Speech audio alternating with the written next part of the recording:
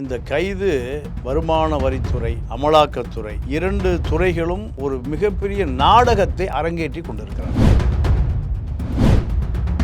முஸ்லீம்கள் பொறுத்த வரைக்கும் பிஜேபி எங்கே இருக்கோ அங்கே ஓட்டே போட மாட்டாங்க. கிறிஸ்துவர்கள் ஓட்டு போட மாட்டாங்க. தலித்துகள் ஓட்டு போட கம்மி. இந்த நிரந்தர வாக்கு வங்கி பிஜேபிக்கு எதிராக இருக்கு. ஜெயலலிதா மட்டும் உயிரோடு இருந்திருந்தா செந்தில் பாலாஜி தான் இவர் ஒரு முதலமைச்சர் ஆயிருப்பார். ஓபிஎஸ் காணாம போயிருப்பார். நரியை விட தந்திரமானவர் செந்தில் பாலாஜி.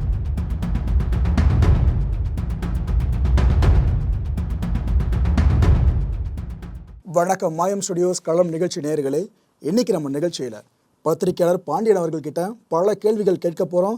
அமைச்சர் செந்தில் பாலாஜி அவர்கள் அரெஸ்ட் ஆயிருக்கார்ல, இது சம்மந்தமாக தான் நிகழ்ச்சிக்குள்ள போயிடலாம். வணக்கம் ஐயா. வணக்கம். எப்படி இருக்கீங்க? நல்லா இருக்கேன். இப்போ தமிழ்நாடு அரசியல் களம் மட்டும் இல்லை, தேசிய ஊடகங்கள் முதற்கொண்டே ஒரு விவாத பொருள் பார்த்தீங்கன்னா அமைச்சர் செந்தில் பாலாஜி கைது அப்படின்ற விஷயம்தான். ஒரு பத்திரிகையாளராக நீங்கள் இதை அந்த பார்வையில் பார்த்தே சொல்லுங்கள், எப்படி இந்த கைதை பார்க்குறீங்க? இந்த கைது வருமான வரித்துறை, அமலாக்கத்துறை, இரண்டு துறைகளும் ஒரு மிகப்பெரிய நாடகத்தை அரங்கேற்றி கொண்டிருக்கிறார்கள். அமலாக்கத்துறை, வருமான வரித்துறை இரண்டுமே 2 வருடமாக செந்தில் பாலாஜி பரபரப்பாக பேசப்படுகிறார். அவர் துறையில் பல குற்றச்சாட்டுகள் தொடர்ந்து எழுந்து கொண்டிருக்கிறது. திமுக அமைச்சரவையில் இருந்த முன்னாள் நிதியமைச்சர் பிடிஆர் பழனிவேல் தியாகராஜனை இந்த டாஸ்மார்க்கில் லீக்கேஜ் இருக்குங்கிறார், திருடு போகுதுங்கிறார், கொள்ளை போகுதுங்கிறார். அப்போது இவ்வளவு புகார்கள் தொடர்ந்து வந்துட்டுருக்கு. ரெண்டாவது, இவருக்கு வருமான வரித்துறையும் இவருக்கு விசாரிப்பதற்கு நிறைய கிரவுண்ட்ஸ் இருக்குது. அமலாக்கத்துறையிட்டையும் நிறைய கிரவுண்ட்ஸ் இருக்குது. நீங்கள் அவருடைய தம்பி அசோக்குடைய மனைவி பேரில் 100 கோடி ரூபாய்க்கு வீடு கட்டுறாங்கிறாங்க. ஒரு 10 வருடங்களுக்கு முன்பு, 20 வருடங்களுக்கு முன்பு மிக சாதாரணமான ஆட்கள். நீங்கள் செந்தில் பாலாஜி 2000 மதிமுக ஒரு வார்டு கிளை செயலாளர் 20 வருஷத்தில். அப்போது இத்தனை கோடி இருக்குது. இரண்டாவது, நீங்கள் நிலக்கரி எங்கள் இந்தோனேஷியாவிலிருந்து பர்ச்சேஸ் பண்ணி வங்காள விரிகுடா வழியாக பலாயிரம் டன் நிலக்கரி வந்துட்டுருக்கு. இப்போ இதில் மிகப்பெரிய ஊழல். இவர் அமைச்சராக உட்கார்ந்த உடனேமே முன்னாள் அமைச்சர் தங்கமணி அவர் நிலக்கரி கொள்முதல் செய்த இந்தோனேஷியாவில் ஏறக்குறைய பலாயிரம் டன்னையே காணுங்கிறார். பேப்பர் அறிக்கை, பலாயிரம் ton, 1 kilo 2 kilo 5 kilo 10 kilo இல்லை, பலாயிரம் டன்னு காணுங்கிறாரு. இதெல்லாம் பத்திரிகை செய்தி. அப்போது இது ஃபொராவில் வரும், அந்நிய செலாவணி மோசடி. அப்போ இது அங்கே வாங்கின விலைக்கு மேலே 2 மடங்கு. இப்போ கரண்ட்டே இப்படி தான். தனியார்கிட்ட 3000 ரூபாய்க்கு வாங்கி 10 ரூபாய்க்கு கணக்கு எழுதுகிறாங்க. சாதாரண புளி வியாபாரம் பண்ணிட்டு இருந்தவர் யார்? நத்தம் விஸ்வநாதன், பழைய மின்சாரத்துறை அமைச்சர். புளி மரத்து கீழே போய் புளியை வாங்கி பொட்டலங்கட்டி விற்றுட்டு இருந்தவர். அவர் இன்றைக்கி ஹோட்டல் ஹயாத்தில் பங்குதாரர். சர்வதேச நாடுகள் இருக்கக்கூடிய எல்லா ஹோட்டல் ஹயாத்திலையும் பங்குதாரர். நத்தத்தில் ஒரு பெரிய கிரிக்கெட் ஸ்டேடியம் கட்டியிருக்கார் பல கோடிக்கணக்கான ரூபாய்க்கு. அப்போது மின்சாரத்துறை என்பது கோடியாக கொட்டக்கூடிய தொழில். இப்போ இந்த துறையை தேர்தலுக்கு முன்பே ரிசர்வ் பண்ணி வைக்கிறார். ரயில் டிக்கெட் ரிசர்வ் பண்ணுறதை பார்த்துருக்கோம், பஸ் டிக்கெட் ரிசர்வ் பண்ணுறதை பார்த்துருக்கோம். ஆனால் நான் உங்களுக்கு ஒரு டெல்டாவில் ஒரு 200-300 கோடி ரூபா கொடுத்து செலவு பண்ணி ஒரு 30 எம்எல்ஏ ஜெயிக்க வச்சிட்றேன். எனக்கு மின்சாரத்துறையும் கலால் துறையும் கொடுக்கணும். யார் கேட்குறா? ஆளுநருக்கு கூட தெரியாது, முதலமைச்சருக்கு தெரியாது, யாருக்கும் தெரியாது. நீங்கள் திமுக ஜெயிக்குமான்னு. ஜெயிக்கும், எனக்கு இந்த துறையை கொடு. இதுதான் அவருடைய டீலிங். வெற்றி பெற்ற பிறகு அந்த துறை ஆட்டம். அப்புறம் ரிசர்வேஷன், கேபினட்டை ரிசர்வேஷன் பண்ணக்கூடிய அளவுக்கு இவர் ஒரு பெரிய ஊழல்வாதி. நீங்கள் துரைமுருகன் இருக்கார், ஏவா வேலு இருக்கார், பெரிசா எல்லாம் அவங்க அப்பங்காலத்து அரசியல்வாதி.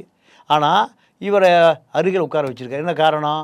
அவர் G2க்கு ஃபண்டு கொடுக்குறாரு, ரெட் ஜெயிண்ட்டுக்கு ஃபண்டு கொடுக்குறாரு, இடைத்தேர்தலுக்கு ஃபண்டு கொடுக்குறாரு, பிரசாந்த் கிஷோருக்கு பணம் கொடுக்குறாரு, நடக்க இருக்கிற நாடாளுமன்ற தேர்தலுக்கு பணம் கொடுக்குறாரு.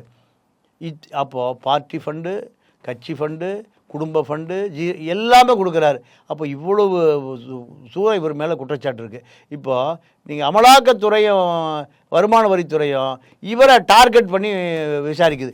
இப்போது இந்த வழக்கு 2 வருஷமாக இத்தனை 1000 கோடி ஊழல் நடந்திருக்கு. இதை பற்றி ஒரு கேள்வி கூட இல்லை. எதை பற்றி கேள்வி கேட்குறான்? 10 வருஷம் முந்தைய கண்டக்டர் லைசன்ஸுக்காக, கண்டக்டர் டிரைவருக்காக 3 லட்சம் வாங்கி அதில் ஒரு 200-300 கோடி ஊழல் பண்ணியிருக்கார். இந்த 300 கோடி ஊழல் எப்போ நடந்திருக்கு? 10 வருஷத்துக்கு முந்தி. 10 வருஷத்துக்கு முந்தி ஊழல் நடக்கிற பொழுது இவருடைய பினாமி 40 பேரை வீட்டை ரெடி பண்ணாங்கல்ல, இவன் கட்சியிலையும் இல்லை, களத்திலையும் இல்லை, எல்லாம் ஆடு மாடு மேய்ச்சிட்டு இருந்தான். அப்போது நீங்கள் அந்த வழக்குக்கு இப்போ இருக்கிற பினாமிக்கு என்ன சம்பந்தம்? இப்போ தான் பினாமியாக இருக்கான். செந்தில் பாலாஜிக்கு பின்னாடி ஒரு 40 பினாமி இருக்கான்னு இன்கம் டேக்ஸுக்கு என்ஃபோர்ஸ்மெண்ட்டுக்கு நீங்கள் பேப்பர் வருது இல்லை, பேப்பர் வருகிற பொழுது இந்த 40 பினாமி எப்போ இருந்தான்? 10 வருஷம் முந்தி இருந்தானா? 2011-14 இருக்கும்போது இருந்தானா? இல்லை. கரூர் கம்பெனிஸ், கரூர் மாஃபியா பூரா எப்போ வந்தான்? சாராய கடை கையில் வந்த வரை வந்தான், டாஸ்மார்க் கையில் வந்த வரை வந்தான். 2000 பார் இல்லீகலாக நடக்குது. அதிமுக காலத்தில் விட்டுட்டு போயிட்டான்.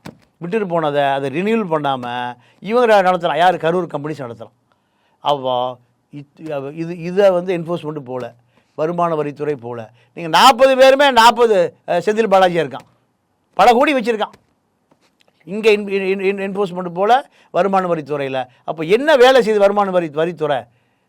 வருமான வரித்துறை டெல்லியிலேருந்து கூப்பிட்டு சொல்கிறாங்க, அது ஒரு ரைடு அடி, பிஜேபியோட பேரம் பேசு. எடப்பாடி சொல்கிறாரு, இந்த செந்தில் பாலாஜி இருக்க வரைக்கும் அதிமுக பிஜேபி கூட்டணி வியாபாரமே ஆகாது, வியாபாரமே பண்ண முடியாது, வசூலே பண்ண முடியாது.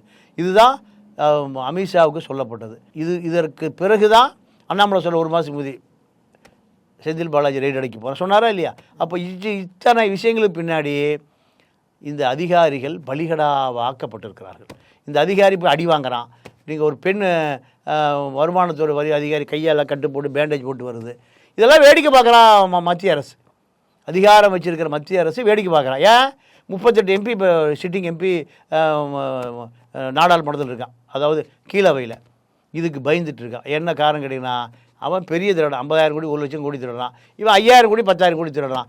ஆக 2 திருடர்களுக்குமான வசூல் பிரிப்பதில், பங்கு பிரிப்பதில், அதிகாரத்தை பிரிப்பதில் செந்தில் பாலாஜியை ஒரு பகடக்காயை ஆக்கி, செந்தில் பாலாஜியை துருப்புச்சீட்டாவை வச்சு திமுகவை வழிக்கு கொண்டு வருவதற்கு, திமுகவை மிரட்டுவதற்கு, அரசியல் பேரம் செய்வதற்காக நடத்தப்படுகிற ஒரு கூத்தே தவிர இது ரைடே அல்ல. ரைடே இல்லை. நீங்கள் சொன்னபடி பார்த்தாலும் முதல்ல இன்கம் டேக்ஸ் அஃபிஷியல்லாம் போனாங்க, எடுத்ததாக செந்தில் பாலாஜி அவர்கள் வீட்டுக்குள்ளே நுழையில. அவரோட உறவினர்கள், உங்களோட டேர்மில் சொல்கிறதா இருந்தால் பினாமிஸ், அவங்க வீட்டுக்குள்ளே ஃபுல்லாக நுழைஞ்சாங்க. அதுக்கப்புறம் தான் இடி உள்ளே வருது. ஆக்சுவலாக இடி உள்ளே வர்றதுக்கு காரணமே இங்கே ஐடி அஃபிஷியல்ஸ் உள்ளே வந்தப்போ அவங்களோட காரை சுற்று போட்டு ஒரு சில கலைபுரம்லாம் நடந்துச்சு. இதனால் ட்ரிகர் ஆகி இடி உள்ளே களமிறக்கப்பட்டாங்களோ? இல்லை, அடிதடி குத்து விட்டுக்கெல்லாம் இடி வராது. அப்படி யோசிப்பதே முட்டாள்தனமான சிந்தனை. அமலாக்கத்துறையும் வருமான வரித்துறையும் டெல்லியிலேருந்து ஆப்ரேட் பண்ணுவாங்க. டெல்லியிலேருந்து அடிச்சுட்டான் உதச்சிட்டான், அதெல்லாம் இடி வருது. என்ஃபோர்ஸ்மெண்ட்டில் 2 வருஷம் முந்தி வந்திருந்தா 20,000 கோடி எடுத்துருக்கலாம். அதுதான் கேட்குறோம், ஏன் வரல? அப்போ ஏன் வரலன்னா, திமுகவும் பிஜேபி நல்ல அண்டர்ஸ்டாண்டிங்கில் ஓடுது. திமுகவும் பிஜேபியும் நல்ல அண்டர்ஸ்டாண்டிங்கில் ஓடுது. இன்றைக்கி வரைக்கும் ஒரு வழக்கு கூட போடலையே. நீங்கள் பிஜேபி அரசாங்கம், நீங்கள் மனோஜ் சிசோடியா கம்மி பண்ணிகிட்டு இருக்கார், ஜெயந்த் இன்னொரு அமைச்சர், அவர் மதுபானத்தில் கம்மி பண்ணிகிட்டு இருக்காரு. திருப்பி அரவிந்த் கெஜ்ரிவால் மீது பிஜேபி விழுந்து புறாண்டி பாஞ்சு பிக்குது. திமுக பக்கம் திரும்பியே பார்க்குறது இல்லை. என்ன காரணம்? திமுக அதிமுக நிரந்தர அடிமை, 100% அடிமை. திமுக 50% அடிமை. ஏன்னா நீங்கள் கருணாநிதி காலத்திலேருந்து என்னென்னா, நீங்கள் டெல்லி அதிகார மையத்துக்கு எப்போவுமே அடிமையாக தான் இருப்பார். ஆனால் டெல்லி அதிகார மையத்தை எதிர்ப்பதை போல் அந்த மக்களை ஏமாற்றுவார். கருணாநிதி மிகப்பெரிய நடிகர், காகிதப்பூ நாடக நடிகர் அவர். இது இந்த மக்களுக்கு அரசியலே தெரியாது. இப்போ என்ன நடக்க போகுதுன்னா, வருகிற நாடாளுமன்ற தேர்தலில் திமுக 40 சீட் ஜெயிக்கும். 40 சீட்டு பாண்டிச்சேரியோட சேர்த்து 40 சீட் ஜெயிக்கும். அந்த தைரியத்தில் தான் இருக்கார் ஸ்டாலின். என்ன காரணம் கேட்டிங்கன்னா, இவன் சின்ன திருடரை பற்றி மக்கள் கவலைப்படல. யாரை கவலைப்படுறான்? சென்ட்ரலில் தான் மோடியை ஒழிக்கணும். முஸ்லீம்கள் தெளிவாக இருக்கான். 10% வாக்கு வங்கி வச்சுருக்க முஸ்லீம்கள் யாரை ஒழிக்கணும்? நீங்கள் திமுக ஓட்டு எப்படி 10% ஓட்டு பாக்கெட் அப்படியே பாக்கெட்டாக வருதா? நீங்கள் ஒரு 6%, 5% கிறித்துவ ஓட்டு அப்படியே வந்துடுது. யாருக்கு? திமுகவுக்கு. தலித்துக்கள் 10% படித்த தலித்துக்கள் பிஜேபியை வெறுக்கிறான். அம்பேத்கர் சொன்ன அந்த அம்பேத்கரை படித்தவன், அம்பேத்கரை தெரிஞ்ச தலித் மக்கள் என்ன நினைக்கிறான்? சனாதனத்தை தூக்கி பிடிக்கிறான். வடபாதி மேல்பாதி கிராமத்தில் நடக்கிற மாதிரி தமிழ்நாடு முழுக்க நடக்குது. அப்போ பிஜேபி ஒழிக்கணும்னு நினைக்கிறான். ரத்தத்தில் ஊறி இருக்கு அவனுக்கு. அம்பேத்கர் ரத்தம் ஓடுது. விடுதலை செய்து திருமாவளவன் மட்டும் இல்லை, திருமாவளவன் தாண்டி இருக்க தலித்துக்கு. அப்போ எத்தனை வருஷம் திமுக வந்துருச்சு? கம்யூனிஸ்டுகள் இருக்கான், முற்போக்காளர்கள் இருக்கிறான், தமிழ் தேசியவாதிகள் இருக்கிறான், எல்லாமே. அப்போ 40%. திமுக ஓட்டு பெர்மனண்ட் வாக்கு வங்கி 20%. அப்போ 20-40% ரிசர்வேஷன் ஆகி போச்சா? ஆனால் அரசியல் இது அப்படியே பெர்மனெண்ட்டாக சொல்ல முடியலன்னா அப்படி நினச்சிருந்தீங்கன்னா தொடர்ந்து திமுக தான் ஆட்சி அமைச்சிருக்கணும். ஆனால் நடுவில் ஆட்சி அமைக்கல. இல்லை, நீங்கள் கணக்கே தப்பு. திமுகவுக்கு நிரந்தர வாக்கு வங்கி 20%, அதிமுக வாக்கு வங்கி 20%. இது எந்த காலத்திலையும் கை விட்டு போகாது. ஓகே, 20% அதிகமாக 20% யாருக்கு ஆதரவு வருதோ கூட்டணி மக்களுடைய சிம்பத்திக்கு, இதில் தான் முதலமைச்சர் நாட்கள். இப்போ திமுக எத்தனை சதவீத ஓட்டில் முதலமைச்சர் இருக்கு? 3% முஸ்லீம் வாக்கு வங்கியில் தான் திமுக தொத்திட்டு இருக்கு. இல்லைன்னா திமுக தொங்கிட்டு கீழே விழுந்திருக்கும். அப்போது இந்த வாக்கு வங்கி என்பது பிஜேபி எதிர்ப்பு மனநிலை. முஸ்லீம்கள் பொறுத்த வரைக்கும் பிஜேபி எங்கே இருக்கோ அங்கே ஓட்டே போட மாட்டான். கிறிஸ்துவர்கள் ஓட்டு போட மாட்டாங்க, தலித்துகள் ஓட்டு போட கம்மி. இந்த நிரந்தர வாக்கு வங்கி பிஜேபிக்கு எதிராக இருக்கு. பிஜேபி அதிமுக கூட்டணி இல்லாமல் இருந்தால் அதிமுக ஜெயிச்சிருக்கல எலெக்ஷனில். 3% முஸ்லீம் வாக்கு இருக்குதுன்னா மீண்டும் எடப்பாடி தான் சிஎம். இது எடப்பாடிக்கே தெரியும். எடப்பாடிக்கே தெரியும். பிஜேபி விட்டு வந்தால் அத்தனை பேரும் செந்தில் பாலாஜி ஆயிருப்பாங்க. ஓகே சார், உங்களை பொறுத்த வரைக்கும் செந்தில் பாலாஜி அவர்கள் ஒரு ஏக்நாத் ஷிண்டேவா இருப்பாரா, இல்லை சிவகுமார் இருக்காப்புல நம்ம கர்நாடகா சிவகுமார் அவரை மாதிரி இருப்பார்? நான் பலமுறை சொல்லிட்டேன், அவர் கர்நாடகா சிவகுமார் காப்பாற்றுவார், கடைசி காப்பாற்று. ஏன்னா அவருக்கு வேறு போக்கிடமே இல்லை. அவர் கொஞ்சம் ஸ்லிப்பானார். இல்லைன்னா அவர் தான் அதிமுக முதலமைச்சர், இன்ஸ்டன்ட் முதலமைச்சர். அந்த ஏலம் நடந்த விஷயம் எல்லா ஏலங்களும், அதாவது நீங்கள் ஓபிஎஸ் 3 முறை முதலமைச்சராக மன்னார்குடி கும்பல் தான் அவரை செலக்ட் பண்ணுது. இந்த மன்னார்குடி கும்பல்கிட்ட ஓபிஎஸ்ஸை காலி பண்ணதை செந்தில் பாலாஜி தான். நீங்கள் இன்ஸ்டன்ட் முதல்வர் அடிக்கடி ஓபிஎஸ்ஸை ஜெயலலிதா மட்டும் உயிரோடு இருந்திருந்தா இவர் ஒரு முதலமைச்சர் ஆகிருப்பார், ஓபிஎஸ் காணாமல் போயிருப்பார். என்ன காரணம் கேட்டிங்கன்னா, இவர் நீங்கள் நரியை விட தந்திரமானவர் செந்தில் பாலாஜி. நான் சட்டசபை நிகழ்ச்சிகளை அதாவது சட்டசபை நிகழ்ச்சியை பார்ப்பதற்காக நான் இப்போ எனக்கு 20-25 வருஷம் அந்த கார்டு இருக்குது. 62ஆம் நம்பர் சீட்டு தமிழன் தொலைக்காட்சியில் நியூஸ் எடிட்டராக இருந்தேன். அப்போது நான் கடைசியாக சொல்கிறது, இவர் அமைச்சராக இருக்கும்போது நான் சொல்கிறது. இப்போ 2011-16 அக்ரிடேஷன் ஹோல்டர் சொல்கிறீங்க? ஆமாம், accreditation holder plus assembly pass. Super. ஆமாம், அப்போது நான் அதை பார்த்துருக்கேன். இவர் அமைச்சராக 2011-16. நீங்கள் ஜெயலலிதாவுக்கு நேர் எது சீட்டு மேலே 62. அப்போது நீங்கள் முன் வரிசையில் ஓபிஎஸ், நத்த விஸ்வநாதன், வைத்தியலிங்கம் இப்படி சீனியர் அமைச்சர் போல் உட்காந்துருப்பாங்க. அதுக்கு நேர் பின்னாடி சீட்டு இவர் சீட்டு. நேர் பின்னாடி சீட்டு. அசம்பிளி நடக்கும்போது சிறு குறிப்புகள்லாம் வருதில்ல, இந்த குறிப்புகள்லாம் வரும்போது நத்த விஸ்வநாதன் பழைய புளி மூட்டை வியாபாரி, அவர் புளி வியாபாரி. வைத்தியலிங்கம் சைக்கிள் கடை வச்சுருந்தவர். இவ்வளோ அறிவு அவ்வளோதான். ஆனால் இந்த கேள்வி நேரம் வரும்போது நீங்கள் பேர் முழிக்கும்போது பின்னாடி துண்டு சீட்டு எழுதி அவங்களுக்கு கொடுத்து நான் பார்த்துருக்கேன். செந்தில் பாலாஜி நான் பார்த்துருக்கேன் சார். இந்த விஷயத்தை இப்படி சொல்லியான்னு யாருக்கு? பழைய சைக்கிள் கடை, சைக்கிள் மெக்கானிக்கு வைத்தியலிங்கத்துக்கு ஒருத்தரோட சைக்கிள் கடை 8 நாள்லாம் வசூல் பண்ணுறாரு. இந்த திராவிட மாடல் தான் எல்லாத்தையும் 1000 கோடி 2000 கோடி சம்பாதிக்க வச்சுருக்கு. புளி வியாபாரி யார்? புளி மரத்துக்கு கீழே புளியை உழுப்பி மூட்டையில் வாங்கிட்டு போய் கொட்டை எடுத்து விற்கிறாள் யார்? நத்த விஸ்வநாதன். இந்த 3 பேருக்கும் ஓபிசி கிடையாது, இன்னும் பக்கத்தில் இன்னொரு யாரோ ஒருத்தர். இந்த 3 பேருக்குமா அசம்பிளியில் எதிர்க்கட்சி கேள்விக்கு பின்னாடி துண்டு சீட்டு எழுதி கொடுக்க நான் பார்த்துருக்கேன். அப்போ இவர் முதலமைச்சர் வேட்பாளருக்கு தகுதியானவரா? இதுதான் யதார்த்த அரசியல். நீங்கள் ராவணங்கிட்ட கெட்டியாக போய் ஒட்டிக்கிட்டார். எங்கள் கோயம்புத்தூர் ராவணன் அவர் செத்து போயிட்டார். அவர் சசிகலாவுடைய தங்கச்சி கணவர்னா சித்தி கணவர், அம்மாவுடைய கூட பிறந்த தங்கச்சியினுடைய மகளை கட்டினவர். அவர் தான் கொங்கு பெல்ட்டை அதிமுகவுக்காக வார்த்து கொடுத்தவர். அவருடைய சிசியந்தான் எடப்பாடி, தங்கமணி, வேலுமணி, வீரமணி, விஜயபாஸ்கர் அத்தனை பேரும் கொங்கு பெல்ட்டுக்கிற அமைச்சர்கள் பூரா யாருடைய சிசியன்? இப்படி உட்கார்ந்து இருக்கும்போது எனக்கு அவருக்கு நெருங்கிய நண்பர்கள், எனக்கு நண்பர்கள் சொல்லுவாங்க, அவ்வளோ நின்றுட்டு இருப்பாங்களாம். யாருக்கு முன்னாடி? ராவணனுக்கு முன்னாடி. அப்போது நேராக ராவணனை போய் கெட்டியாக பிடிச்சிட்டார். ராவணனை பிடிச்சிட்டு இளவரசி கெட்டியாக பிடிச்சிட்டார். இளவரசியினுடைய கணவர் ஜெயலலிதாவோட வீடு கட்ட போய் ஹைதராபாத்தில் மின்சாரம் தாக்கி ஸ்பாட்டில் செத்து போயிட்டார். அந்த அம்மா பாடாடா நம்மளால் அது குடும்பம் அனாதையாக வந்துருச்சார். விவேக்குடைய அப்பா, கிருஷ்ணபிரியா அப்பா. அப்போது அந்த குடும்பத்தை அப்படியே கொண்டு பாய்ஸ் காலில் வச்சிருச்சு அந்த அம்மா. இளவரசி பாய்ஸ் காலில் குடியிருந்தது, இளவரசி விவேக் எல்லாமே. அப்போது இளவரசியோட ரொம்ப நெருக்கமாகி அந்த குடும்பத்துக்கு நெருக்கமாகி நீங்கள் மன்னார்குடி இளவரசி சொன்னால் சசிகலா கேட்கும், சசிகலா சொன்னால் ஜெயலலிதா கேட்கும்.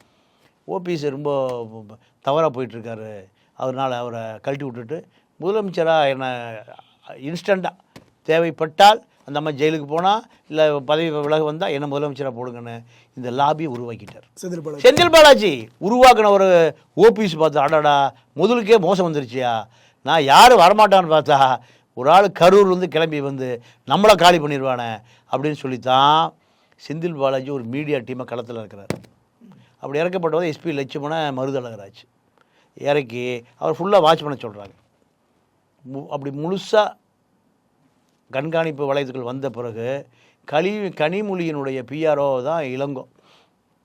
சங்கம நிகழ்ச்சி அந்த மாதிரி நடத்திச்சு 2006-11 சங்கமம் கஸ்பார்லாம் சேர்ந்து அதில் அவர் தான் ஒருங்கிணைப்பாளர், அரசு பிஆர்ஓ. அந்த அரசு பிஆர்ஓ 2011-14 இவருக்கு பிஆர்ஓ இருக்கார், டிரான்ஸ்போர்ட் பிஆர்ஓ. அவர் தான் பணம் வாங்க கொடுக்க அங்கே போய் தான் போக இன்டெலெக்சுவல் டீம் அவர். இதை கரெக்டாக ஓபிஎஸ் ஸ்மெல் பண்ணி ஜெயலலிதாட்ட சொல்லிட்டார். யார்கிட்ட? ஜெயலலிதாட்ட. ஜெயலலிதாவுக்கு ஒரே ஒரு கெட்ட பழக்கம் என்னென்னா, அது நல்ல பழக்கம். நீங்கள் அந்த மாதிரி சாதாரணமாக இருக்கும்போது காது பட கருணாநிதி அப்படின்ட்டிங்கன்னா போதும், பிபி செக் பண்ணிக்கலாம் 500 ஏறிடும். வேறு எந்த பேரும் சொல்ல வேண்டியதில்லை. என்ன பேர்? யாராவது கருணாநிதி சத்தம் போட்டிங்கன்னா கூட போதும், அந்த அம்மா மூஞ்சி இஞ்சில் செவந்து நீங்கள் பிபி செக் பண்ணிக்கலாம் 500 வேணால் செத்து போயிடுவாங்க. நான் சொல்கிறேன் ஒரு 300-400 எகிரிடும்.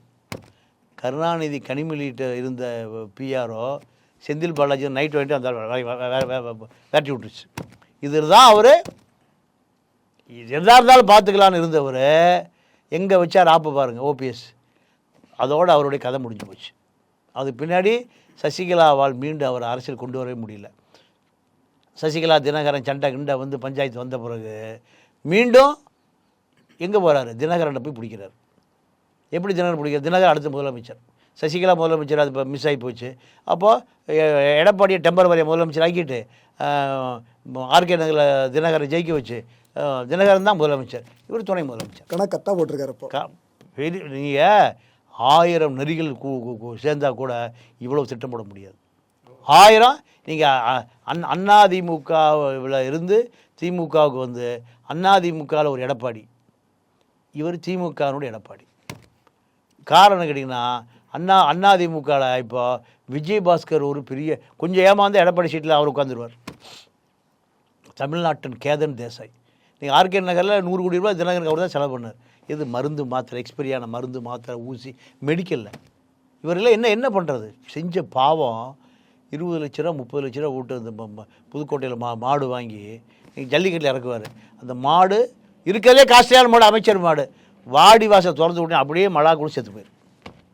ஒரு முறை இருமுறை இல்லை, எனக்கு தெரிஞ்சு ஒரு 5-6 முறை செத்து போச்சு. அப்போது நான் கடவுளை கும்பிட்றது இல்லை, நான் பெரியாரிஸ்ட். ஆனால் மொத்த பாவம் எத்தனை பேர் நீ எக்ஸ்பைரியான மாத்திரை, மருந்து, ஊசி இதெல்லாம் போட்டு எத்தனை பேர் பொழைச்சான் செத்தான். உயிர்காக்கக்கூடிய மருத்துவத்துறையில் பாவம் பண்ணுறவன் நீங்கள் அவன் சந்ததி வாழவே வாழாது. கல்வியும் மருத்துவத்தையும் எவன் ஒருத்தர் விற்கிறானோ, எவன் ஒருத்தர் காசாக்குறானோ அவனுடைய சந்ததி வாழ்ந்ததாக வரலாறு இல்லை. நான் பெரியாரிஸ்ட்டு. நான் அந்த சாமி பூதம் மூடநம்பிக்கைகள் நம்பிக்கை இல்லாதவன். ஆனால் கண்ணால் பார்க்குறேன்.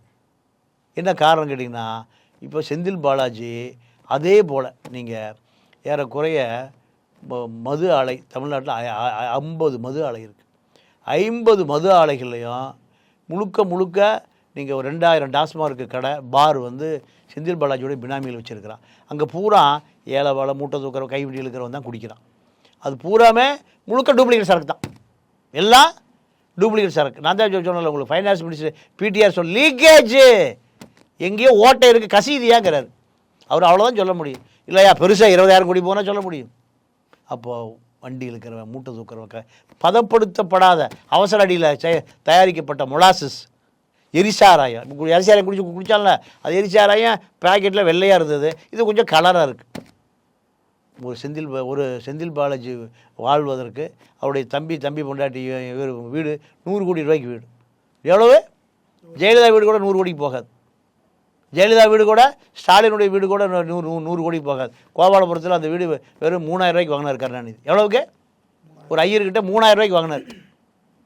ஆனால் செந்தில் பாலாஜி இப்போ நவீன காலத்தில் மீடியா வந்து என்ஃபோர்ஸ்மெண்ட்டு எல்லா கத்திரிக்காயும் இருக்குது. அப்போ எவ்வளோ வீடு கட்டுறாரு? 100 கோடிக்கு வீடு. ஆக்சுவலாக அந்த ஒரு லேண்டே 80 கோடின்னு தகவல் அடிப்படுச்சு. அது ஆமாம் அதான் நான் குறைஞ்சபட்சம் 100 கோடிங்கிறேன். அப்போது இதெல்லாம் என்ஃபோர்ஸ்மெண்ட்டுக்கு தெரியாதா? அமலாக்கத்துறைக்கு தெரியாதா? இல்லை பிஜேபிக்கு தெரியாதா? சிபிஐக்கு தெரியாதா? ஐபிக்கு தெரியாதா? இது ராவை தவிர ரிசர்ச் அண்ட் அனாலிசிஸ் விங், அது வெளிநாடுகளில் புலனாய்வு பண்ணக்கூடிய அமைப்பு. இது நான் சொல்கிற அமைப்பு பூரா இந்தியாவுக்கு. அப்போ செந்தில் பாலாஜி ஒரு வீடு கட்டுறாங்கிறது தெரியாதா? அப்போது செந்தில் பாலாஜியினுடைய தேவை பிஜேபிக்கு தேவை. அப்போ நீங்கள் சொல்கிறபடியே பார்த்தோன்னாக்கா இவர் மட்டும் காசு அடிக்கலை, அந்த அரசியலுக்குள்ளேன்னு வந்துட்டாலே மெஜாரிட்டி அடிக்க தான் பார்க்க போகிறாங்க. எல்லாரும் பற்றின தகவல்களும் சென்ட்ரல் கவர்மெண்ட்டோட இந்த அமைப்புகள் வசம் இருக்க தான் செய்யும். அவங்க எல்லாரையும் விட்டுட்டு இவர் ஒருத்தர் மட்டும் தூக்க என்ன காரணம்? இல்லை, என்ன காரணம்னா இவரை தூக்குனா நீங்கள் ஸ்டாலின் அலறுவார். அதாவது உதயநிதி ஸ்டாலின் அவர்களோட ஒரு படி மேலேயான ஒரு கட்சியில் யார்? செந்தில் பாலாஜி அவர்கள் திமுகவில். இல்லை, செந்தில் பாலாஜி வந்து உதயநிதியை விட, நீங்கள் சபரீசனை விட, நீங்கள் எல்லா அழகிரியை விட, எல்லாரை விட செந்தில் பாலாஜி தான். காரணம், நீங்கள் ஒரு 1.5 வருடத்துக்கு முன்பு 5 அமைச்சர்கள் போய் முதலமைச்சரை பார்க்குறாங்க. பெரியசாமி, திருச்சி நேரு, ஏவா வேலு, திருச்சி ஏவா வேலு, சேகர் பாபு 5 மூத்த அமைச்சர்கள் போய் பார்க்குறாங்க. பார்த்து சொல்கிறாங்க, எங்கள் மாவட்டங்களில் பூரா திமுக ஆட்சிக்கு வந்துருச்சு, அதிமுககாரன் தான் பார் நடத்தலாம், திமுககாரன் பூரா ரொம்ப நொந்து போய் இருக்கான், அவன் தான் கொடி கட்டுவான், ஊர்வலம் போவான், கட்சி நடத்துவான். திமுககாரன் செத்து போனால் கூட திமுக கொடி போச்சு தான் சுடுகாட்டுக்கே போகுது. 10 வருஷமாக திமுககாரன் காஞ்சி கருவாடாக கிடந்தான். இப்போ திமுக ஆட்சி வந்த பிறகு அதே அதிமுககாரன் சாராயம் விற்கிறான், பார் விற்கிறான், ஒரு டம்ளர் 10 ரூபாய்க்கு விற்கிறான், தண்ணி பாக்கெட் 10 ரூபாய்க்கு விற்கிறான். அவனுக்கு ஒரு நாளைக்கு குறைந்தபட்சம் ஒரு 10,000-20,000 வருமானம் வருது. இதை மாற்றி கொடுங்கன்னு போய் கேட்குறாங்க. ஆனால் இதை வந்து எப்படின்னு கேட்டிங்கன்னா, பழைய அதிமுககாரங்கிட்டே கொடுத்துட்டு காசு வாங்கிட்டு இருக்கார். யார்? செந்தில் பாலாஜி. அப்போது முதலமைச்சர் சொன்னார் 5 பேர் மூத்த ஆட்கள், அதாவது ஏவா வேலு, பெரியசாமி, திருச்சி நேரு, இன்னொருத்தர் சேகர் பாபு, யாரோ துரைமுருகன் 5 பேர் எவ்வளோ பெரிய சீனியர். அப்போ சொன்னாரா முதலமைச்சர், சரி 5 பேர் வந்திருக்கீங்க, 5 மாவட்டத்தில் அதை அப்படியே பிடுங்கி நம்ம கட்சிக்காரன் கேட்குறீங்க, ரைட்டு கொடுத்துருவோம். எனக்கு வந்து இப்போது பார்ட்டி ஃபண்டு அவர் தான் கொடுக்குறாரு, செந்தில் பாலாஜி. பார்ட்டி ஃபண்டுனா ஒரு 1000 கோடி, 2000 கோடி, 5000 கோடி, 10,000 கோடி, அப்போ தான் பார்ட்டி ஃபண்டு. பார்ட்டி ஃபண்ட் ஒரு 10 கோடி 15 கோடி கழிவு. இல்லை, ஜெயலலிதா சசிகலாவும் 5 லட்சம் கோடி பார்ட்டி ஃபண்டு கலெக்ட் பண்ணாங்க. எவ்வளவு? 5 லட்சம் கோடி. இங்கே மக்களுக்கு செய்தியே போய் சேர்றதில்லை. நீங்கள் தினத்தந்தி, கன்னித்தீவு சிந்து பார்த்தா 75 வருஷமாக வருது, அரசியலே எதுவுமே வரல. ஆதித்தனார் வந்து ஒரு மிகப்பெரிய துரோகியில் கடைஞ்செடுத்த துரோகி ஆதித்தனார். இந்த மக்களுக்கு அறிவே சொல்லிக் கொடுக்கல. கேரளாவில் ஒரு நம்பியுதிரி வரான், தினமலர் நம்பியுதிரி வந்து தான் டீக்கடை பஞ்சு எழுதுகிறான். யார்? கேரளா நம்பியுதிரி, அவன் ஆர்எஸ்எஸ் நம்பியுதிரி. அப்போ இது 2வது தினமணி வந்து கோயாங்கா, யார்? நார்த் இந்திய மார்வாடி. தமிழ்நாட்டில் கம்யூனிஸ்ட் கட்சி ஆட்சி வருவதை ஆசிட்டு ஊற்றி கொடுத்தவொடனே கோயங்கா தான். கோயங்கா பத்திரிக்கையில் இப்போ குருமூர்த்தி தான் அங்கே பெரிய எடிட்ரு. அடுத்து பாலக்காட்டு மாதவன் நாயர், யார்? பாலக்காட்டு ஐயர் தான் வைத்தியநாதன். இந்த இத்தனை பேரும் இன்னொன்று பத்திரிகை ஹிந்து, பத்திரிகை இந்துன்னு வச்சுருக்கான். இந்துனால தமிழனுக்கு எதிரானது அர்த்தம். இந்த பத்திரிகைகள் என்ன? தினகரன் ஆரம்பார் ரமேஷ், அவருக்கு எழுதும் தெரிய படிக்கிறது. அவரை பொறுத்த வரைக்கும் கலாநிதி மாறனுடைய கல்லூரி தோழன். ஒரு பத்திரிகை அரை பக்கம் எழுத தெரியும். அவர் தான் எடிட்டர். டோட்டல் தினகரனுடைய எடிட்டர் அவர் தான். ஏன்னா அவருக்கு கேஸுக்கு போக முடியாது, பிரச்சனைக்கு போக முடியாது. யார்? கலாநிதி மாறன், கல்லூரி நண்பன். நீயே பார்த்துக்க.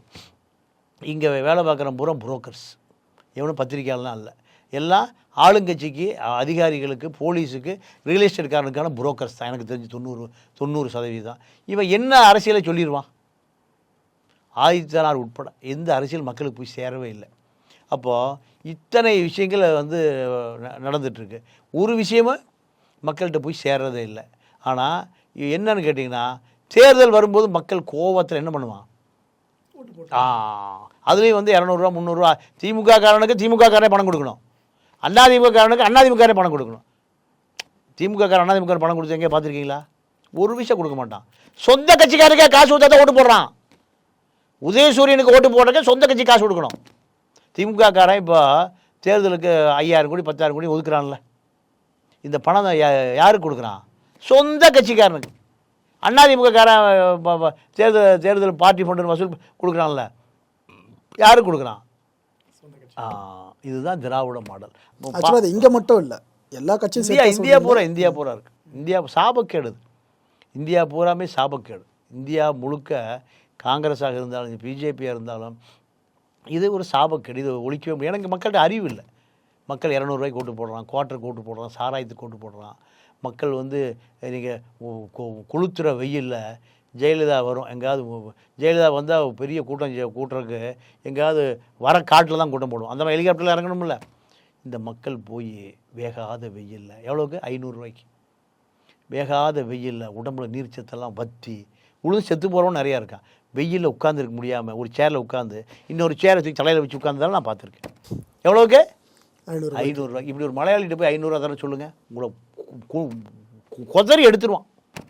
எந்த இடம் நாயை 500 ரூபாய்க்கு யானை ஓட்டு போடவோ? பஞ்சாபிகிட்ட போய் சொல்லி பாருங்கள், கத்தி எடுத்து அவன் எப்போவுமே கிருபான் வச்சுருப்பான், குறுங்கத்தையும் வச்சுருப்பான், பெருங்கத்தையும் வச்சுருப்பான். பஞ்சாபி கொன்னே விடுவான். பெங்காலிகிட்ட போய் சொல்லுங்கள், காசாரன்னு சொல்லி நேதாஜி சொந்தக்காரங்கிட்ட துரத்தி கடலை தூக்கி போட்டுருவோம், பெங்காலி வரிகளை முதக்க விட்டுருவோம். ஆனால் தமிழ்நாட்டில் சினிமா தேட்டரில் போய் முதலமைச்சரை தேடுறோம். அஜித் நீ வாயா முதலமைச்சரா வா, ரஜினி வீட்டில் காத்து கிடக்கான், ரஜினி போட டிக்கெட் கிடைக்கல, உங்களுக்கு செத்து போகிறான். தற்கொலை பார்த்துருக்கீங்களா? நான் சின்ன வயசில் பார்த்துருக்கேன்.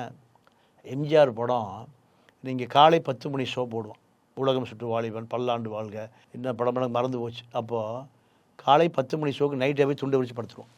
எங்கே? சினிமா தேட்டர் வாசல். நான் கண்ணால் பார்த்துருக்கேன்.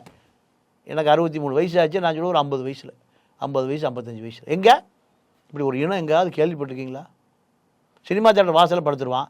இப்போ தான் சினிமா தேட்டர் போகாமல் ஆன்லைன் புக்கிங். அப்போ எப்படின்னு கேட்டிங்கன்னா ஒரு ஆள் மட்டும் போகலாம். இப்படி பார்த்துருக்கீங்களா? அந்த வளைஞ்சு போய் பார்த்துருக்கீங்களா? அது என்ன பண்ணுவான், கூட்டம் போகும் முதல்ல போகிற ஒரு ஆள் பண்ணுவான், கடைசியில் நிற்க மாட்டான், மேலே ஏறி குதிப்பான். குதிச்சு நாக்கு தள்ளி முக்கி போய் இந்த படத்தில் இந்த ரஜினியும் மன்னன் அதுதான். அப்போ இப்படி ஒரு இனம் எங்கே இருக்குது? இங்கே தமிழ்நாடு இருந்தால் இந்த மாதிரி செந்தில் பாலாஜியெல்லாம் நீங்கள் 10,000 கோடி 20,000 கோடி 50,000 கோடி சம்பாதிச்சு தான் செய்வோம். என்ன காரணம்? மக்களுடைய வரிப்பணம் அப்படியே கொள்ளையடிச்சிக்கிறது. கொள்ளையடிச்சு எல்லாம் பகுந்து இப்போது ஜி ஸ்கொயரு 2021 9 கோடி ரூபா தான், 9 கோடி ரூபாய்க்கு தான் வியாபாரம் பண்ணியிருக்கு. இந்த 2 வருஷத்தில் 40,000 கோடி வச்சுருக்கு. அந்த ஜி ஸ்கொயர் பாலா யாருன்னு கேட்டிங்கன்னா திருப்பூரில் பேபி எலக்ட்ரேஷன் ஓட்டர் டிவி விற்றுருந்தேன், எனக்கு தெரியும். அந்த நானும் திருப்பூர் தான். எப்படி 40,000 கோடி என்ஃபோர்ஸ்மெண்ட் அங்கே ஏன் போகல? அமலாக்கத்துறை வருமானத்துறை ஏன் அங்கே போகல? ஏன் போகல? வழி தெரியலையா? அப்போது இவர்கள் எல்லாம் டெல்லியில் இருந்து நாயை ஊற்றுட்டா ஓடி போய் கடிச்சிடும், இப்படி கட்டி வச்சிடும். அதுக்கு நாயின்னு சொல்ல வரல வருமானத்துறை அதிகாரிகளை. நாய் நன்றியுள்ள பிராணி. நாய் சோறு போட்டிங்கன்னா நீங்கள் உங்கள் பின்னாடியே தெரியும். நீங்கள் பெரிய பெரிய மல்டி மில்லியன்ஸ் எல்லாம் என்ன பண்ணுவான், நீங்கள் செக்யூரிட்டியை நம்ப மாட்டான், 2 பெரிய நாய் தான் வச்சுருப்பான். அவனை எதாவது முறைச்சி பார்த்தா 1/2 கிலோ கறி எடுத்துரும். அதனால் நாயை நான் நன்றியுடைய பிராணியத்தைன்னு சொன்னால் திருநாய்கள் தான் திருடனை வந்து விரட்டுது. பல இடங்களில் பல ஊர்கள் நானும் பார்த்துருக்கேன். தெரு நாய் தான் நீங்கள் அந்த வீதியில் குடியிருக்கிறவங்க தவிர வேறு யாரும் உள்ளே போக முடியாது. பார்த்துருக்கீங்களா? குலைச்சி கூட 1/2 கிலோமீட்டர் தள்ளி விட்டு வந்துடும். எல்லா நாயும் ஒன்று சேர்ந்துடும். இந்த நாய் இங்கே குலைச்சினா பக்கத்து வீட்டு நாய் சேர்ந்துடும். ஆக 50 நாய் ஒன்று சேரும். சேர்ந்து இந்த வீதிக்கு அவனுக்கு சம்மந்தம் மேலே இங்கே உள்ளே வர குலைச்சி கொண்டு எங்கே தள்ளிட்டு வந்துடும் 1 கிலோ. அப்போது இந்த இன்கம் டேக்ஸ் அதிகாரிகள், என்ஃபோர்ஸ்மெண்ட் அதிகாரிகள் ஏன் அங்கே போகல? பல ஆயிரம் கோடி கொள்ளையடிச்சு வச்சுருக்காங்க. ஏன் அங்கே போகல? ஆருத்ரா கோல்டு ஃபைனான்ஸ் ஏறக்குறைய பார்த்தீங்கன்னா நீங்கள் ஆருத்ரா கோல்டு ஃபைனான்ஸ் ஒரே ஆள் மட்டும் 1 லட்சம் பேர்கிட்ட 2,500 கோடி ரூபா வாங்கியிருக்கான். ஹாரிஷ் வாங்கியிருக்கானா இல்லையா? பேப்பர் சி பார்த்தீங்களா இல்லையா?